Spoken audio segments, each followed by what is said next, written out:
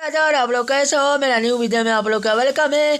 फिर एक धमाका संग लेके आ चुका हूँ और आप लोग इस गाना को सुनते हो तो लाइक कीजिए, कमेंट कीजिए, सब्सक्राइब करना ना भूले। चलिए आप लोग को मुखरा सुनाएंगे। यह गोलू राजा के ट्रैक पर है, जेकरा से लव खैलू उसी ट्रैक पर है, लिखा हुआ सॉन्ग बेवफाई सॉन्ग है। और आप लोग इस गाना को सुनते हो तो लाइक कीजिए, कमेंट कीजिए, सब्सक्राइब करना ना भूले। और चलिए आप लोग इस गाना को लाइन बाई लाइन सुनाते हैं, पूरा गाना को सुनिएगा।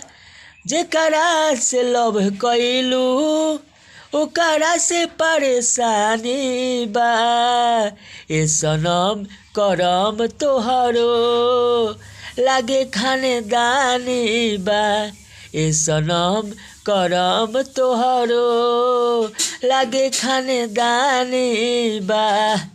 चलिए आप लोग का मुखरा सुनाएंगे। सबसे पहले इसी तरह पर लिखा हुआ सॉन्ग है। चलिए तोहरे प्यार के नशा दिल में धइले बाहो, कैसे तो के भुलाई याद पड़ता हो। यहाँ 2 बार गाना है।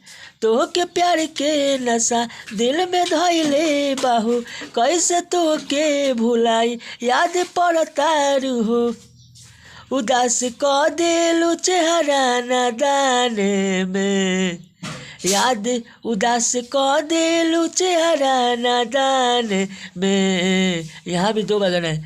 हमारा से प्यार कैलू दोसरा से शादी हो, ए सनम नंबर दे दो ससुरा से बातें होई हो, ए सनम नंबर दे दो। यहाँ भी 2 बार गाना है। ए सनम नंबर दे दो ससुरा से बातें होई हो। यह मुखरा है यहाँ पर। जेकरा से लव कैलू खानदानी संग पर है, हिंदी ट्रैक पर है यह गाना। और जो भाई को मस्त लगे तो गा सकते हो आप गाना फ्री में। चलिए आंतरा 1 सुनाते हैं आप लोग का। आंतरा 1 सुनिए।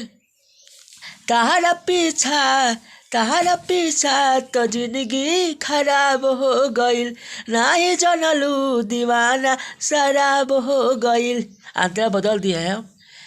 आंतरा के यहाँ 2 बार गाना है। तहारा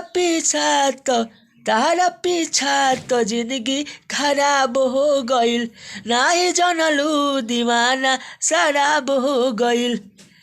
कके सोरा हो सिंगार गईलू पियावा के पास, कके सोरा हो सिंगार गईलू पियावा के पास, गम दे गईलू दिल के पराने में, गम दे गईलू दिल के पराने में।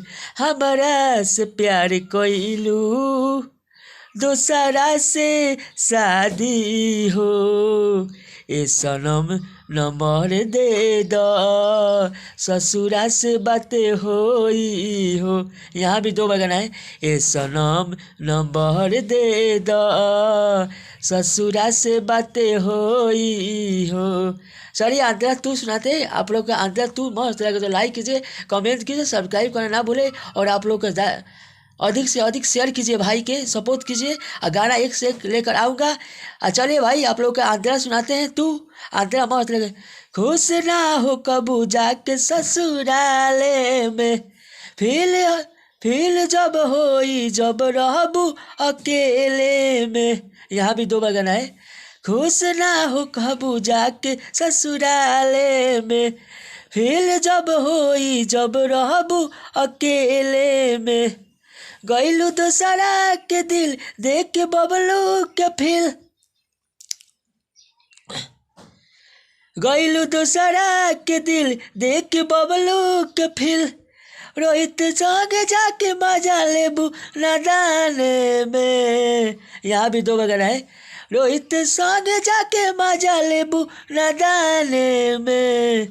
हमारा से प्यार कैलू दूसरा से शादी हो, ए सनम नंबर दे दो ससुरा से बातें होई हो, ए सनम नंबर दे दो ससुरा से बातें होई हो।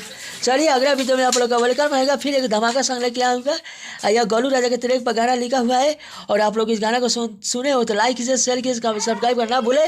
और चलिए आप लोग जेकरा से लव कइलू ओकरे से परेशानी बा, ए सनम करम तोहरो लागे खानदानी बा।